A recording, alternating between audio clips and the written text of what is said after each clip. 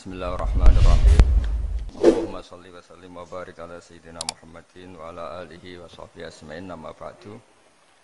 Yang sangat kita hormati bersama Direktur RSUD Rembang, Bapak Dr. Agus. Jadi juga beberapa dokter spesialis, karyawan dan semuanya. Sebelumnya saya juga mengucapkan terima kasih atas pelayanan ibu kami. Beliau gerak di sini sampai 22 hari, bulan Syakban, sampai wafat juga di sini. Dan kami sebagai keluarga sangat terima kasih atas semua pelayanan dan pengabdian tenaga medis di sini. Sebetulnya RSUD itu sudah sopan lah, datang ke kita mintanya ngaji virtual. Gara-gara sopan tuh saya kok jadi ingin sopan juga. Akhirnya saya yang datang ke sini. Biasanya yang lembaga-lembaga besar itu agak-agak enggak sopan itu, ngatur-ngatur orang. Ini kok baik. Padahal BPK ngajinya di saya, lembaga negara. Kemenku pernah ngaji di saya virtual. Tapi RSUD kok kayak kasihan, jadi saya terus iya, jadi hakul jar kira-kira itu karena tetangga itu. Tapi niat saya ya tidak baik-baik banget, sambil jalan-jalan kok dekat jadi.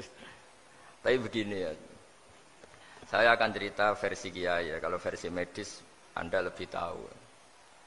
Kalau versi kiai itu kematian itu dianggap hal yang sebetulnya ada versi kiai ya, semua orang tahu lah pasti mati itu. Cuma inginnya mati itu kan macam-macam. Inginnya ya setelah kaya, terus setelah mapan, terus menangi anaknya mapan, cucunya mapan gitu. Terus itu pun sebetulnya ada siap mati juga, tapi ya tetap mati gitu. Jadi saya punya cerita, saya akan cerita yang lucu-lucu ya supaya enggak tegang ya menghadapi kematian. Dulu itu kroni itu ya sudah ada. Jadi Nabi itu ya punya kroni, tidak hanya pejabat. Nabi itu punya kroni. Nabi Sulaiman itu bisa terbang gitu. Ya mulai dulu manfaatkan angin. Jadi angin itu mulai dulu memang luar biasa. Dimanfaatkan orang sekarang mulai tenaga angin, pakai rem angin. Mulai dulu angin itu luar biasa. Nah itu teman dekatnya Nabi Sulaiman tuh ya agak sopan tuh bilang gini, itu Pak Nabi itu kalau nanti ada malaikat Israel saya pinjam anginnya supaya tidak bisa ngejar saya katanya.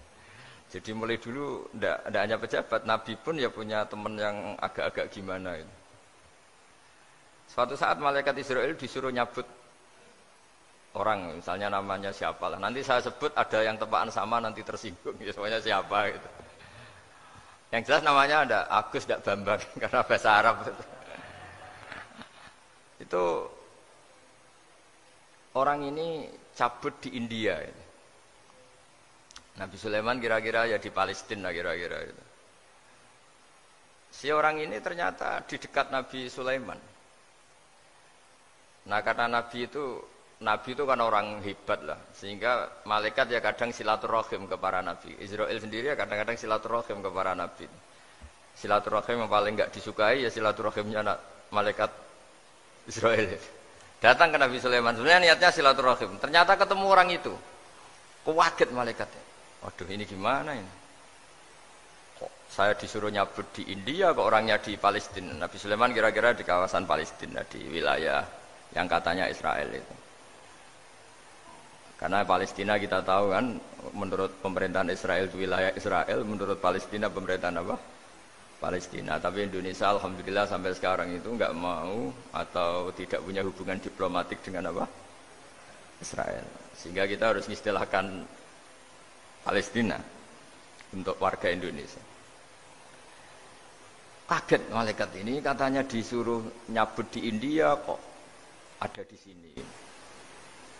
Nah si kroni ini, si orang yang itu melihat malaikat Israel, entah kenapa kok dia bisa melihat itu, mungkin punya kekuatan tertentu karena dekat Nabi.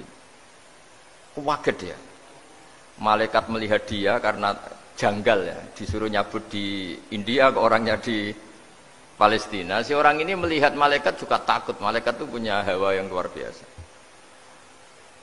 Akhirnya bilang ke Nabi Sulaiman, ya Nabi Allah tolong pinjemin saya angin untuk saat ini juga saya bisa terbang ke India. Dipinjemin sama Nabi Sulaiman. Akhirnya orang itu sampai ke India. Dikira angin itu sudah segala-galanya sampai India. Terus malaikat senyum, seneng dia. Wah ini sesuai protokol karena andai kan orang itu tetap di situ, malah malaikat gak berani ngambil karena prosedurnya harus ngambil di India.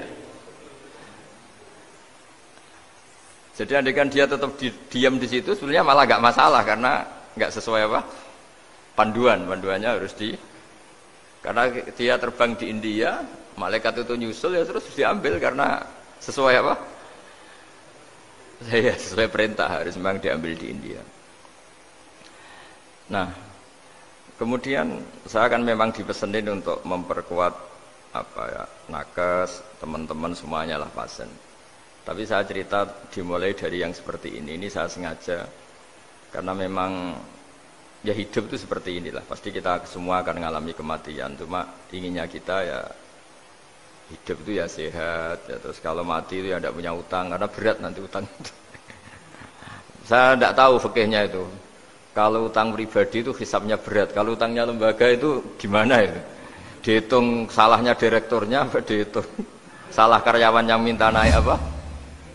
Gaji. Saya tidak tahu kayak utangnya Indonesia itu yang disalahkan itu menterinya apa presidennya. Apa yang selalu mengajukan gaji 13. Tidak tahu itu. Karena di kitab tidak dibicarakan. Yang dibicarakan utang-utang apa? Pribadi ya. Kalau yang utang-utang lembaga negara itu nanti tak tanyakan malaikat auditornya ini gimana cara apa itu yang disalahkan menterinya apa presidennya apa direkturnya apa pengajuan proposal itu. Nah singkat cerita itu kalau ngadepin kematian atau sebenarnya yang ngadepi kehidupan juga kita ini inna sholati wa nusuki wa mahyaya wa mamati lillahi rabbil alamin. Saya bicara ilmunya kiai. Misalnya si A itu sebenarnya sudah ditulis dia mati karena kecelakaan. Yang satu ditulis mati karena sepuh, karena tua. Itu. Yang satu mati karena tersedak, yang satu mati karena ngelindur. Mungkin yang satu mati karena tenggelam. Sehingga sebetulnya andaikan kita melihat Loh Mahfud, kita ini ya naif. Saya berkali-kali ngaji bilang, kadang kita ini takutnya sampai angking takutnya dari motor ngelamun. Gara-gara ngelamun gitu. Andaikan malaikat tuh kok suka bully, tawain gitu. Kamu catatannya kecelakaan kok yang kamu takuti apa? Taufik. Tentang sejarah misalnya kita pernah hidup tanamkan kebencian sesama itu terus ke bawah. Anak cucu kita dikandani jogeman cocok wong iku musuhe bapakmu, mbahmu itu.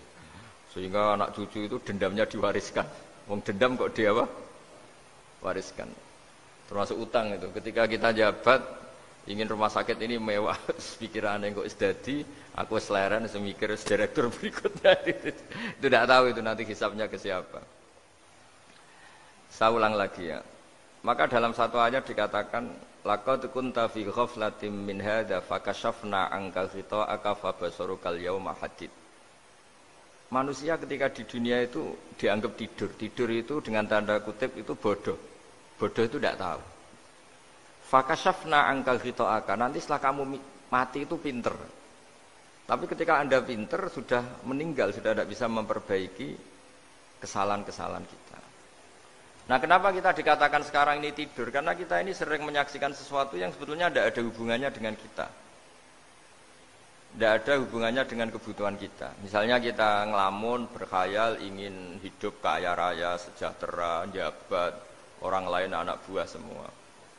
Ternyata itu enggak penting ketika kita di akhirat. Yang penting adalah Anda meninggal dalam keadaan menghamba kepada Allah Subhanahu wa ta'ala. Saya berkali-kali ngaji kalau saya berkali-kali bilang, andaikan hati kita nanti direkam Allah, nanti di akhirat sudah direkam. Orientasi kita direkam nanti. Pak Agus misalnya ingin punya mobil, punya rumah mewah, punya apa. Terus orientasinya gitu. Di depan Tuhan yang menyuruh kita, mensyariatkan kita, inginnya itu ya jadi hamba Allah terbaik, jadi kekasihnya Allah, jadi hamba yang bersujud, dari hamba yang bersedekah. Jadi ini kan tidak sambung. Ada cita-cita versi Allah yang dianjurkan Allah, yaitu bercita-cita jadi hamba yang soleh, yang bermanfaat, yang memanfaati orang banyak. Kemudian ini ada cita-cita yang hadzun nafsi, ingin mapan semua orang anak buah. Hal-hal seperti ini itu harus kita jaga, jangan sampai terjadi. Makanya di semua kitab pertama mendahulukan bab niat. Niat itu ya faman kana hijratu ilallah wa rasuli fa hijratuhu ilallah wa rasuli. Orang baik itu orang yang orientasinya itu menuju Allah Subhanahu wa taala. Lalu yang kurang baik adalah orang yang orientasinya itu ya harta, perempuan, pokoknya inginnya itu hal-hal yang kepentingan dirinya sendiri. Nah, lalu kenapa kita kadang tidak tahu? Ya tidak tahu itu karena tadi kita kalau tidak wiridan itu tidak punya efek samping. Tapi kalau kamu nggak punya uang kan terus lemes. Karena ngerti itu terus uang itu penting, wiridan tidak penting. Nah dari kesimpulan itu sebenarnya kita menjadi bodoh. Karena menjadi bodoh ketika Anda meninggal ternyata uang ini nggak penting, wiridan ini penting. Tapi tahu kita terlambat setelah kita meninggal. Nah di sini saya ingin mengingatkan apapun kondisi kita yang jelas itu ingat selalu kepada Allah Subhanahu wa taala. Caranya ingat gimana? Kata Nabi, kamu bayangkan musibah yang lebih ekstrim, kamu akan tahu yang kamu alami itu ahwanu wa aisar, yang kamu alami itu ringan sekali. Ringan seringan-ringannya. Saya beri contoh ya, kalau Anda belajar, kalau dalam bahasa pondok itu falak, mungkin kalau bahasa umum itu apalah ilmu apa. Misalnya orang ahli meteor, ahli apalah, ahli perbintangan. Ketakutannya pasti benda langit ini jatuh kemudian menimpa bumi. Nanti kalau Anda ahli geologi itu takutnya bumi ini likuifaksi karena sumber daya alamnya sudah begitu dikeruk, dimanfaatkan. Nanti yang ahli teroris atau yang ahli ekstremis itu takutnya itu ada teroris. Yang ahli sosiologi takutnya Indonesia itu chaos. Kalau chaos ya saling bunuh, saling. Jadi semuanya ini ketakutan ini semuanya mengarah terhadap kematian. Kecelakaan lalu lintas ya menjadikan orang mati. Likuifaksi kayak kemarin di Sulawesi ya iya, gunung meletus, gempa, tsunami. Nah, ketakutan yang menjadikan kematian banyak. Kalau baru tsunami aja ya orang takutnya ke tsunami. Nanti kalau ada kematian gempa ya takutnya gempa. Kalau temanya Covid ya takutnya Covid. Terus kalau ada tetangga mati karena ngelindur ya baru gue ger nak turu hati-hati kok nak mati ngelindur. Jadi ya masalahnya kan kita tidak tahu, nggak tahunya itu. Ya tadi takutnya Covid ternyata catatannya itu mati kecelakaan, takutnya kecelakaan ternyata matinya itu ngelindur. Kan kita tidak pernah tahu. Dari tidak pernah tahu itu kemudian agama datang dengan anjuran sudahlah kamu tawakal bahwa semua urusan kamu di tangan Allah Subhanahu wa taala. Inna sholati wa nusuki wa mahyaya wa mamati lillahi rabbil alamin la syarikalah. Yes, ibadah kita, salat kita, hidup kita, mati kita semua di tangan Allah Subhanahu wa taala. Sehingga dengan berpikir begini ini melihat Covid itu ya kayak melihat potensi kematian yang lain kayak karena gempa, likuifaksi, kecelakaan, karena ngelindur, karena macam-macam.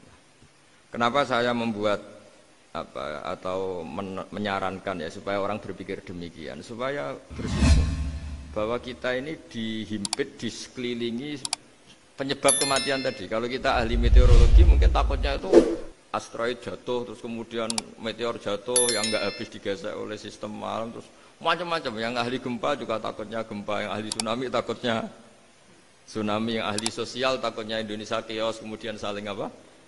Bunuh, saling apa dan sebagainya dan sebagainya. Nah dengan keadaan seperti ini kita ini baik sekali.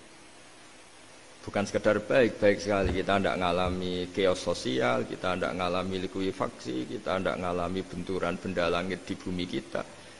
Karena itu sekali terjadi, bukan 1-2 lagi, tapi habis seluruh Indonesia, mungkin seluruh dunia. Nah di sini cara Allah membuat kita selalu bersyukur bahwa hal-hal itu tidak terjadi.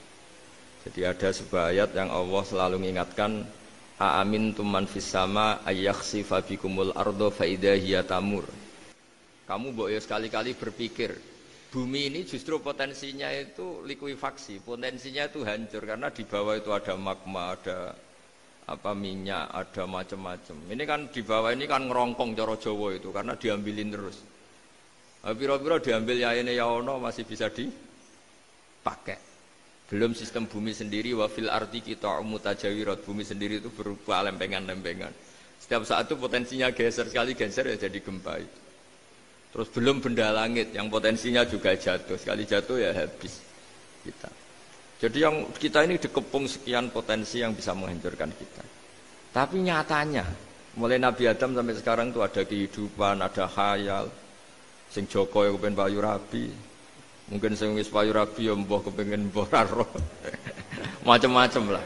Tapi yang jelas itu wong dikepung kematian kok ya khayalnya masih tinggi gitu. Lah enggak pernah ngayal ya orang yang utang ditagih itu, gak kober ngayal. Soalnya wedine tanggal kredit itu. Tapi ini saya cerita supaya orang Indonesia itu ngerti lah bahwa yang ngepung kita itu tidak hanya Covid, banyak. Makanya orang Arab itu kalau ngendikan itu wa man lam yamut bisayfi mata bi khairihi ta'addadatil asbab wal maut wahidu. Karena orang Arab itu kan dulu Arab sebelum Islam itu kan satu kabilah nyerang kabilah yang lain. Wah itu kan harus butuh orang-orang tangguh karena dulu sistem rezekinya kayak sistem Indonesia dulu lah. Kerajaan ini nyerang ini supaya satu kerajaan punya eksistensi harus mengalahkan kerajaan yang lain. Bahkan cerita-cerita itu sama lah di Indonesia di mana-mana. Nah itu pemuda-pemuda yang gagah berani itu karena punya pegangan tadi. Wa man lam yamut bisayfi toh mata biwirihi. Kalau kamu tidak mati di medan perang ya tetap aja mati juga. Sehingga mereka kendel gitu kata cerita orang dulu.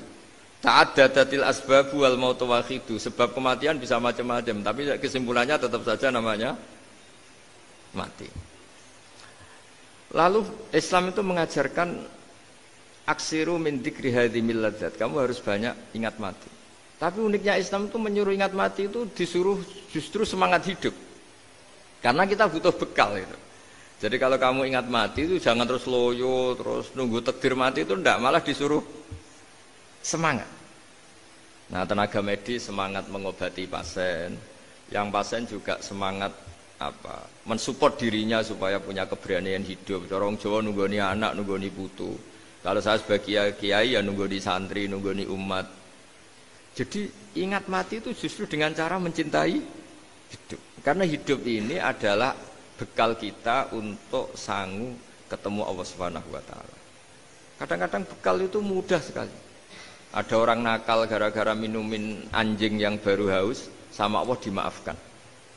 Ada orang yang pulang dari tempat kerjanya, ada duri di tengah jalan, disikirkan takut kena orang, diampuni Allah, akhirnya menjadi ahli apa? Surga.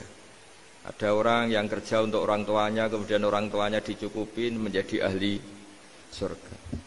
Bahkan ada ahli surga itu ceritanya itu, tapi ini jangan dicoba. Ada orang sudah jelas niat, nyun sewu niat zina. Sudah tinggal itu terus mikir dia saat itu takut Allah gak jadi, barokahnya gak jadi, langsung dia jadi ahli surga. Sarannya gak jadi loh ya. Tapi ya tidak usah dicoba. Itu kalau keterusan masalah. Jadi Islam itu menganjurkan ingat mati, tapi justru dengan cara mencintai kehidupan. Karena yang jadi referensi Allah nanti di akhirat adalah perilaku kita, amal kita zaman apa? Hidup. Jadi disuruh ingat mati, tapi justru dengan cara sangat mencintai apa? Kehidupan. Lalu yang dinamakan kehidupan itu apa? Ya kita-kita ini. Ada yang mengkhidmati agama, mengkhidmati orang sakit, mengkhidmati itu ya berbakti, membantu. Ada yang nata lalu lintas, ada yang nata keamanan kayak Pak Polisi, ada yang nata keuangan kayak Kemenku. Macam-macam. Semuanya harus kita cintai, profesi-profesi yang oleh Islam dianjurkan untuk kita nekuni itu. Jadi saya mohon lewat cerita ini orang itu tidak fokus takut Covid. Kasihan Covid kan jadi tersangka pembunuh sini. Padahal di kampung-kampung orang lugu-lugu yang saking nggak ngertinya itu kalau dikasih sumbangan itu katanya itu salam yang Covid matur nuwun. Itu ribet kan orang lugu-lugu itu. Dikira Covid itu satu makhluk atau manusia yang apa? Nyumbang itu. Jadi saya mohon semohon-mohonnya, minta seminta-mintanya sampean harus ngitung nikmat lah. Dengan sistem meteor seperti itu di langit tidak jatuh ke kita, sistem bumi yang sudah ngerongkong gini tidak likuifaksi, terus di dunia ini banyak kimia, banyak racun, itu kalau misalnya meledak kemudian dibawa angin mungkin matinya lebih massal. Ternyata semua itu tidak terjadi. Artinya nikmat yang sekarang kita dapatkan, kita nikmati sekarang itu jauh lebih besar ketimbang ketakutan kita. Nah, ini Islam selalu menganjurkan fadzkuru ala Allah la'allakum tuflihun. Selalu ingat sisi-sisi nikmatnya Allah. Kamu jangan hanya sisi wah kita dikepung Covid, kita punya istri judes, punya anak enggak nurut, punya atasan sadis, punya anak buah enggak loyal. Kalau gitu terus ya kamu enggak berani hidup. Yang diingat masalah terus. Itu salah, hidup seperti itu salah menurut Islam. Yang Islam menganjurkan fadzkuru ala Allah, kamu ingat sisi-sisi nikmatnya Allah, bukan sisi-sisi kita hidup itu diuji. Saya punya sekian cerita ulama-ulama yang unik, yang punya nasihat itu. Jadi ada orang kaya raya dulu temannya banyak, anak buahnya banyak. Suatu saat dia miskin terus gak ada yang berkunjung. Terus dia ngeluh, curhat ke ulama itu.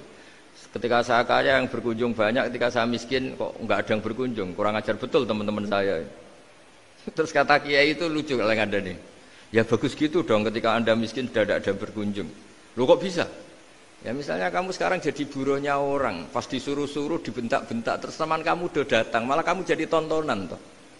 Mendingan nggak udah datang, jadi kamu ketika buruh orang nggak malu karena teman-teman kamu sudah tidak datang. Ya alhamdulillah kalau gitu ya. Jadi dulu satu hal yang dia dulu nganggap problem, ya kan kalau kamu misalnya dulu kaya, temannya banyak, jabat, terus yang takut banyak. Ketika sudah miskin, Yon Sawu jadi buruhnya orang disuruh-suruh, terus teman kamu tetap do datang. Siap nggak ada? Siap datang apa siap tidak datang? Lebih siap tidak datang sebetulnya kan? Karena nggak jadi tonton. Akhirnya dia sadar. Ya gitu kalau dikeluhin istri saya ini judes ya sering marahin gini-gini. Ya bagus dong marahin kamu. Kalau marahin tetangga malah masalah. Coba kamu punya istri kalau marahin orang lain pusing enggak? Mendingan marahin. Jadi pokoknya dilatih terus. Lama-lama dia bersyukur. Nah termasuk cara kita melihat kehidupan. Ada doa Rasulullah SAW yang luar biasa, ya Allah jadikan kehidupan ini sebagai penambahan saya untuk berbuat baik. Wal mauta rohatan li min kulli syarrin, kalau saya engkau takdir mati ya anggap mawon ini mati itu berakhirnya semua potensi keburukan saya. Orang itu kan potensinya dua, buruk betul atau potensi buruk. Mungkin sekarang kita tidak korupsi, tapi saja suatu saat kita korupsi. Mungkin sekarang kita tidak salah, suatu saat potensi salah. Dan mati itu mengakhiri itu semua. Makanya saya berkali-kali cerita kalau ngaji, kalau orang-orang alim NU itu kalau ada bajingan mati tetap dia saya ini baik dia. Itu tetangganya nggak mau semua. Wong bajingan darani baik. Tapi kiainya ngotot. Harus disaksikan kalau ini baik. Akhirnya mereka bilang ya baik-baik. Padahal di hati kiainya sudah tidak bisa garong lagi, tidak bajing lagi. Ya baiklah gitu. Jadi sehingga orang-orang soleh itu melihat hidup itu ya biasa, melihat mati itu biasa, karena hidup adalah sarana kita menambah kebaikan dan mati adalah akhir dari segala keburukan kita atau potensi keburukan kita. Jadi Islam itu mengajarkan kita gimana menghadapi kehidupan, juga gimana menghadapi apa? Kematian. Jadi saya ulang lagi itu ajaran-ajaran Islam yang luar biasa. Jadi ij'alil hayata ziyadatan li fi kulli khairin wal mauta rohatan li min kulli syarrin. Jadi hidup menambah kebaikan, kalau kita mati anggap saja mengakhiri semua buruk kita kalau kita sedang buruk atau potensi keburukan kita. Saya cerita ringan tapi supaya diingat-ingat. Jadi kalau kita yang nekuni, saya tadi kan sudah bilang, kita kiai yang nekuni ilmu itu, ya tadi kita agak fokus bicara Covid. Inna Allaha yumsikus samawati wal ardo antazula wala in zalata in amsakahuma min ahadim min ba'dih. Kalau kamu ahli meteorologi kan melihat ini jatuh jumlahnya besarnya sekian. Ini kalau digesek oleh atmosfer paling masih sekian, kayak kemarin Januari kan hujan meteor yang sering kena Lampung kemarin. Terus di mana-mana mesti takut kamu itu. Kalau kamu ahli gempa takutnya itu ya pergeseran lempengan bumi. Kalau kamu ahli tsunami ya takutnya tsunami. Kalau ahli sosiologi ya takutnya chaos sosial ya, sama kamu medis ya takutnya penyakit yang menular, penyakit seperti ini. Nah, oke, kita sekarang fokus menghadapi Covid dan kita selalu berharap supaya Indonesia terbebas dari Covid dan musibah-musibah yang lain. Ya tadi, apa gunanya terbebas dari Covid tapi chaos sosial kayak apa terus kita. Sehingga Islam selalu mengajarkan harus disyukuri lah bahwa kita sekarang alhamdulillah kita hidup harmonis. Kita kata Mbah Mun Bhinneka Tunggal Ika itu dingendikakno terus. Terus yang terakhir masalah air. Air itu sumber kehidupan. Di antara Allah mengingatkan kita adalah kul ara'aitum in asbaha ma'ukum ghoron famayyatikum bima immain. Bumi ini kan bawahnya ada magma, terus ada air. Normalnya air itu enggak ada. Secara teori itu normalnya air itu enggak ada karena bumi itu kan kalau ada air kan meresap. Sudah meresap, bawahnya itu ada minyak, ada magma, harusnya air itu tersedot habis. Tapi orang saking angkuhnya, saking cueknya, ngira air itu malah potensinya itu abadi. Sebetulnya kalau menurut teori alam, air itu gampang hilang kan, diletakkan di bumi ya bumi itu meresap. Nanti bawahnya itu ada minyak, ada sebagian ada magma, ada macam-macam lah. Jadi potensi air itu harusnya nggak ada malah kalau melihat sistem itu. Tapi karena Allah saking rahmannya, air ini dijaga sedemikian rupa tetap ada. Kalau melihat sistemnya kan normalnya malah nggak ada. Makanya Allah selalu mengingatkan, in asbaha ma'ukum ghoron. Suatu saat air yang kamu pakai, yang jadi sumber kehidupan itu bisa saja tahu-tahu hilang. Mungkin tersedot oleh panas bumi atau corong Jawa niku nyeresep entek atau gimana lah cara Allah menghilangkan. Famay ya'tikum bima immain. Lalu siapa yang bisa mendatangkan air itu lagi? Ini kata para hafidh, ini yang kata guru-guru ya, termasuk yang dikatakan Pak Mukhtar ini. Nanti orang harus ngendikan menjawab Allahu Rabbul Alamin. Hanya Allah sendiri yang bisa mengatur air ini selalu ada. Itu Pak, kalau kamu pikir kan air kamu sokkan di bumi kan mesti langsung hilang, meresap ke bumi. Bumi ada bawahnya lagi, ada bawahnya lagi. Dan mungkin bukan yang paling bawah mungkin tomak, harusnya itu enggak ada. Tapi Allah saking sayangnya mengatur sistem, air itu ada dan tersedia. Tapi ketika orang terlalu cuek dan angkuh, sampai lupa syukur tersedianya apa? Air itu Allah mengingatkan, disuruh bayangkan, kul ara'aitum. Coba bayangkan kalau in asbaha ma'ukum ghoron. Tadi kan ada khataman ya, saya ikut terima kasih. Bayangkan kalau air suatu saat itu ghoron menjadi hilang. Fama ya'tikum bima immain.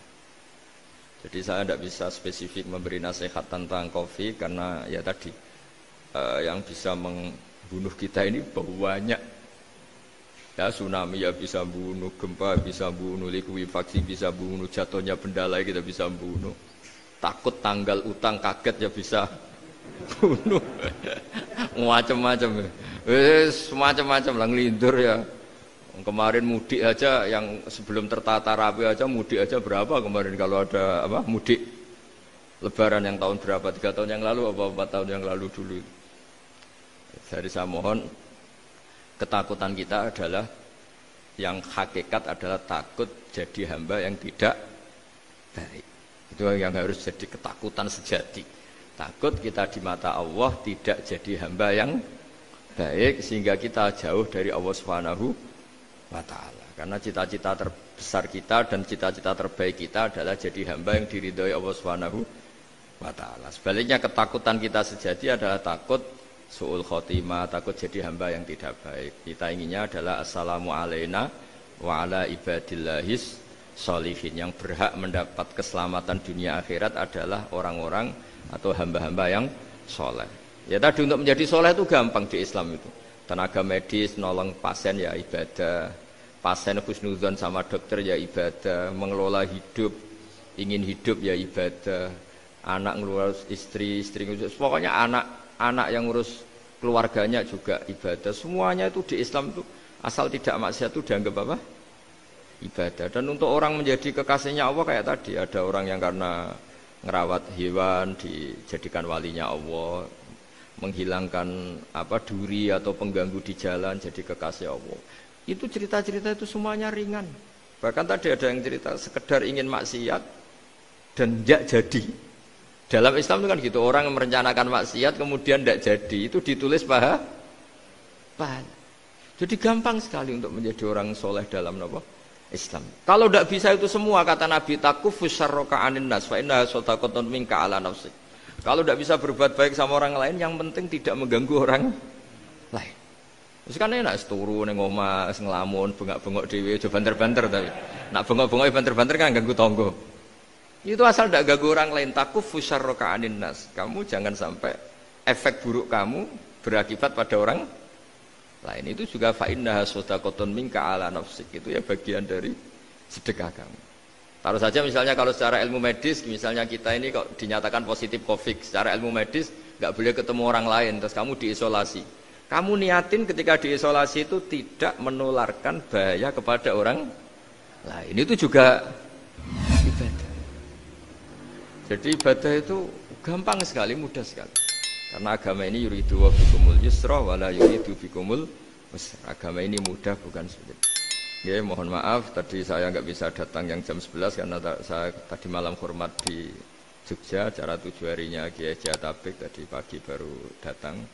Tapi saya mohon pokoknya yang seneng ya, hidup itu yang seneng, diberi kesempatan hidup sampai sekarang itu yang seneng. Jangan karena teman kamu meninggal terus akan-akan ini teman saya meninggal, paling saya besok. Kok kamu tahu? Nyatanya besok hidup lagi, besoknya ya hidup lagi, sampai sekarang ya masih hidup. Sudahlah, mensyukuri yang ada. Jadi sudah saya mohon, syukur itu penting. La in syakartum lazidanakum. Justru dengan kita syukur itu insyaallah segalanya akan tambah baik, tambah napa? Baik. Nggih, matur nuwun ngapunten ingkang kathah. Assalamualaikum warahmatullahi wabarakatuh.